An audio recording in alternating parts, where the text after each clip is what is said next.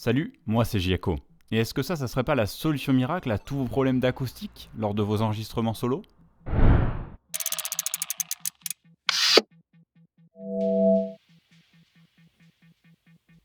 Voilà. Je pense qu'il était temps de mettre l'accent sur la maturité de ma personne et de cette chaîne. Avant de se préoccuper du matériel, un sujet dont j'ai parlé maintes et maintes fois sur ma chaîne YouTube, deux considérations principales sont à prendre en compte. Premièrement, le niveau et la proximité de la source sonore, définis par vos réglages de gain et votre technique au micro, et le facteur d'acoustique, qui dépend de la considération de son lieu d'enregistrement et de l'investissement dans du traitement acoustique. Ce deuxième facteur est donc beaucoup plus contraignant et compliqué que le premier, nécessitant un large investissement. Heureusement, la compagnie S Electronics, que vous reconnaîtrez pour la fabrication du SEV7, microphone que j'ai présenté dans une vidéo précédente, sont venus à la rescousse et ont conçu et commercialisé des boucliers acoustiques ou reflection filters. Ces boucliers acoustiques, sortes de panneaux acoustiques portables, partent d'une bonne idée, permettant de localiser le traitement acoustique au plus près de la source sonore. Malheureusement, l'efficacité de ces produits reste à prouver, à voir les avis très polarisés que j'ai vus sur internet. Ayant un de ces types de boucliers réflecteurs à ma disposition dans mon lieu de formation et en ayant vu dans les studios de certains abonnés que j'ai aidés, j'ai sauté sur l'occasion pour tester l'efficacité de ceux-ci, très peu abordé en France. Alors ce filtre réflecteur, c'est le T-Bone Mic Screen, disponible au prix de 77 € sur Thomann, qui est fabriqué par nos chers collègues de chez Alctron, spécialisés pour une qualité de fabrication absolument déplorable à plein de moments. Et j'ai le plaisir de vous dire que ce produit ne manque pas à la règle, quelles que soient les performances acoustiques de celui-ci que nous verrons dans le reste de la vidéo. La solidité de ce produit laisse grandement à désirer. C'est-à-dire qu'en fait, celui-ci est composé de plein de petites pièces mécaniques mobiles. Or, selon moi, l'objectif d'un de ces filtres réflecteurs, de par son poids, c'est d'être un minimum solide et rigide. L'objectif étant d'assurer un positionnement précis du microphone et du filtre.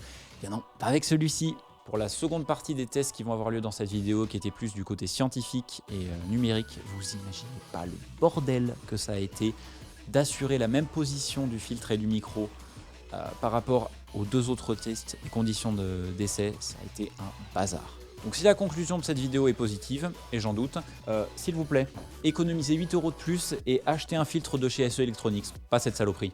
Et comme si ça ne suffisait pas, j'ai sorti l'arsenal pour tester scientifiquement l'efficacité de ces produits. C'est lourd.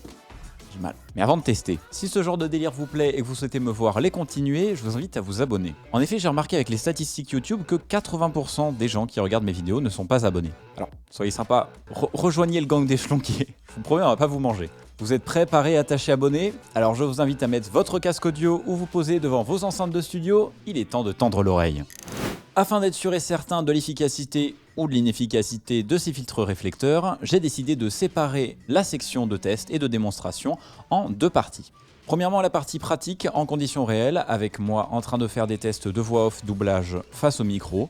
Et deuxièmement, des tests scientifiques théoriques avec des outils de mesure afin d'avoir un support scientifique et mathématique pour savoir si ces filtres fonctionnent effectivement. Alors ne perdons pas plus de temps, partons dans la comparaison pratique. Comme dit précédemment, ce test va être fait dans des conditions de voix off doublage. Je serai donc debout face au micro à une vingtaine de centimètres de celui-ci. Côté matériel, j'ai utilisé un AKG C414, microphone réputé pour un son très linéaire et une directivité quasiment parfaite, connecté à mon interface audio, la Behringer UMC 404 HD, via un câble XLR de qualité avec les mêmes valeurs de gain et aucun traitement rajouté après la prise, permettant ainsi d'avoir une idée des différences acoustiques sans coloration du son. De mon côté, j'ai fait mon possible pour garder les mêmes distances avec le microphone afin d'assurer le même rapport onde directe, ma voix qui touche directement la membrane du micro, onde réfléchie, la réverbération de la pièce qui touche le micro, et l'effet de proximité, c'est-à-dire l'augmentation du grave quand je suis près de la membrane de celui-ci. Vont maintenant se succéder une prise sans aucun traitement acoustique, avec le bouclier acoustique et sous ma couette, suivi par une observation des résultats. À vos casques, prêts, partez. Du téléphone au studio en passant par les concerts, les microphones nous entourent. Mais si vous souhaitez vous professionnaliser dans le domaine du son, vous plongerez dans un univers de microphones et de termes complexes. Du téléphone au studio en passant par les concerts, les microphones nous entourent. Mais si vous souhaitez vous professionnaliser dans le domaine du son, vous plongerez dans un terme de microphone et de termes complexes. Du téléphone au studio en passant par les concerts, les microphones nous entourent. Mais si vous souhaitez vous professionnaliser dans le domaine du son, vous plongerez dans un univers de microphones et de termes complexes. Alors, Que conclure de ce premier test pratique? Comme vous aurez pu l'entendre, les tests avec et sans bouclier montrent une différence négligeable côté élimination de la réverbération. Et à l'inverse, la comparaison sans traitement et avec couette montre une large atténuation de la réverbération au prix d'une augmentation du grave, chose qui est réglable avec un petit peu d'égalisation en post-production. J'attends l'avis scientifique pour me positionner, mais je dirais que ça sent très mauvais pour le T-Bone Mic Screen. Passons donc à la comparaison scientifique. Il m'a semblé nécessaire de faire ces mesures. En effet, la démonstration pratique n'étant pas la plus fiable, de par les différences de prise de voix, de tonalité, etc., de par le fait que je ne suis pas une machine, j'ai trouvé juste de faire une comparaison scientifique et mathématique, un peu comme dans ma vidéo sur la Focusrite. Pour faire ces mesures et démonstrations, j'ai donc utilisé côté matériel une enceinte à un diaphragme Lavantone Mix Cube.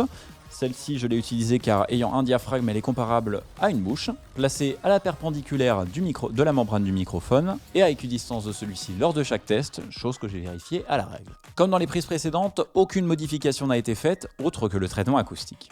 Vont donc se succéder une prise sans isolation, une avec bouclier acoustique et une sous ma couette. Dans chacun de ces tests, vous allez entendre à la suite un bruit blanc, qui est un signal composé de toutes les fréquences audibles par l'oreille humaine à même niveau, suivi par une sweep, c'est-à-dire une montée en fréquence de 20 Hz, le minimum audible par l'humain, à 20 kHz, le maximum audible. On y va? Alors une fois de plus, à vos casques, prêts, partez.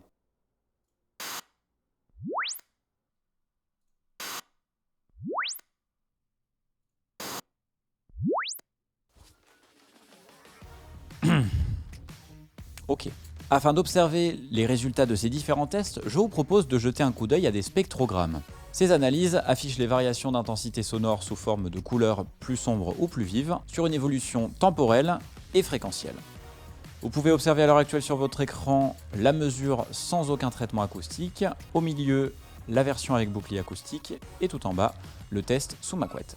Et comme vous pourrez l'observer, les spectrogrammes avec et sans bouclier acoustique sont quasi identiques. Vous avez donc à la suite ce dont j'avais parlé, c'est-à-dire ce bruit blanc et puis la sweep, et juste derrière ce spectre disparaissant, c'est la réverbération de ma pièce. Et vous pouvez voir qu'entre les deux, il n'y a quasiment aucune foutue différence. Là où, comme vous pourrez l'observer, du côté de la couette, c'est largement atténué. Et c'est ça qu'on veut.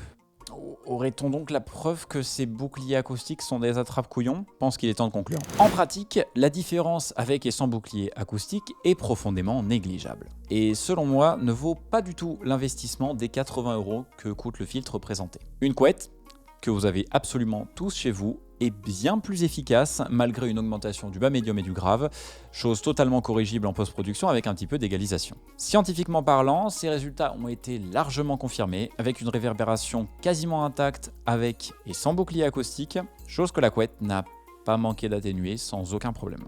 Je n'ai bien entendu pas pu tester les filtres réflecteurs de SE Electronics, Chaotica et Aston Microphones. Et leur efficacité peut-être, espérons-le, vu le prix, supérieur. Mais le propos reste qu'il sera plus efficace de faire de la prise de voix sous la couette si vous désirez avoir des prises de qualité dans une pièce réverbérante à faible coût. Mais la solution de la couette restant évidemment inconfortable sur le long terme, investir dans du traitement acoustique ou en fabriquer est donc la solution ultime, et malheureusement non remplaçable par ce type de produit. Mais dans tous les cas, si vous devez en arriver à ce genre de solution avec un microphone dynamique, vous feriez mieux de déménager. Voilà, c'est tout pour cette petite vidéo sur les boucliers acoustiques. J'espère que cette vidéo vous aura plu et vous aura aidé. Si c'est le cas, n'hésitez pas à l'aimer et à la partager. Si vous avez des questions, des remarques ou des idées, n'hésitez pas à les poster en commentaire, ça sera avec plaisir que j'y répondrai. Et si vous souhaitez en voir et en savoir plus, je vous invite à me suivre sur Twitch, où je fais des streams les mercredis et vendredis soirs de 21h30 à 23h30. À me suivre sur Twitter ou Facebook pour être informé de ces futures publications et diffusions, ainsi que de l'envers du décor et des choses qui se font en ce moment dans ma formation en audiovisuel. À rejoindre mon serveur Discord pour discuter, se faire aider, jouer, etc. Et enfin, pour les plus fous d'entre vous, à me faire un don direct sur Utip pour soutenir la chaîne.